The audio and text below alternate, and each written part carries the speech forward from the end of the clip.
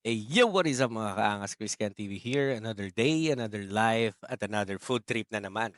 Sabi nga nila, sa mga tagong lugar mo matatagpuan ang masasarap na kainan. Kaya dali-dali naming hinanap itong nag-iisang Jen's Pansiteria.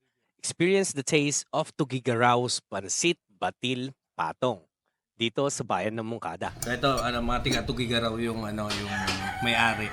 So titikman natin yung recipe from Tugigaraw. So, tara guys, try natin.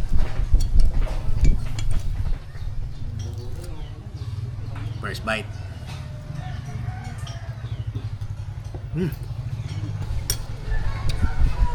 Yep. And sa mga magtatanong kung saan located ang Jen's Pansiteria, they are located at Barangay Poblacion 4, Moncada, Tarlac, Philippines. So pagdating nyo ng bayan ng Moncada, ipagtanong nyo na lang po kung saan ang pwesto ng Jen's Pansiteria.